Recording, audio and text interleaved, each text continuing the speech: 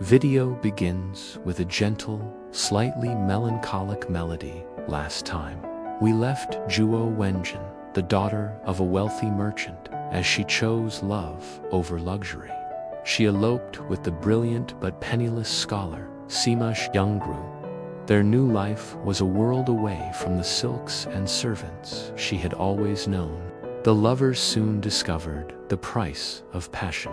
From riches to rags, Zhuo Wenjun, once a daughter of wealth, now lived in a humble house. To make ends meet, she wasn't afraid to get her hands dirty. Imagine this, the most admired lady in town, now brewing wine and serving customers with her own hands in a small tavern they opened together. The townsfolk, who once praised her beauty, now whispered behind her back, mocking the fallen lady. Their gossip was relentless. Even her own father, the powerful merchant, Zhuo Wenjun, was consumed by rage at her choice. He disowned her, cutting her off completely. But seeing his daughter, who had never known a day of hardship, toiling away in a common tavern, must have chipped away at his anger. At last, his heart softened, and he sent money to ease their burdens, finally accepting their union. With this support, they were able to return to Xiangru's hometown of Chengdu, buy a home, and live a more comfortable life. Years passed. Sima Xiangru's incredible talent for poetry and music could no longer be ignored.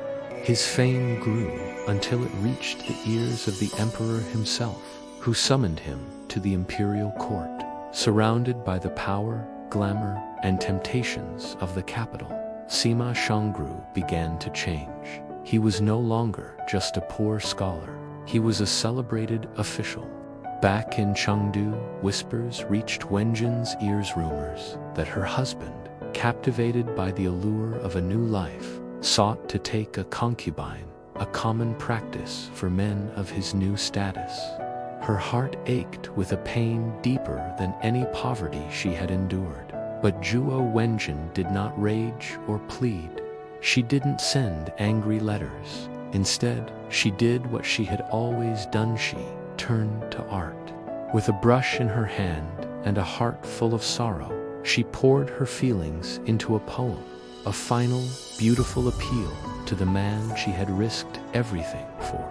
In the quiet of her room, she wrote the lines that would echo through centuries. I wish for one true heart, that we may grow old together, never to part until our hair turns white. These lines became her famous White-Haired Lament. The poem wasn't an accusation. It was a reminder of their shared dream, a dream of a love that lasts a lifetime. When Sima Xiangru received the poem in the bustling capital, her words cut through all the noise of his new fame. Reading her elegant, heartbreaking verse, a profound sense of shame washed over him. He remembered the woman who had served wine for him, who had faced public scorn for him, who had believed in him when no one else did. He abandoned all thoughts of betrayal and returned home, back to the woman who had given up everything for him, his one true heart. Their love was not a perfect fairy tale. It was tested by poverty, strained by distance, and nearly broken by temptation.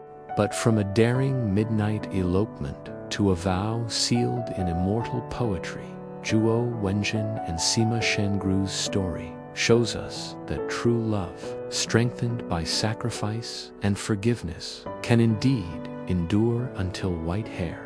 Their legend became a benchmark for devotion in Chinese culture, a testament to a love that was worth fighting for. Thank you so much for joining me on this journey into one of history's greatest love stories. If you enjoyed this, please hit that like button, and do forget to subscribe and turn on notifications so you miss our next dive into the fascinating tales of the past. See you next time.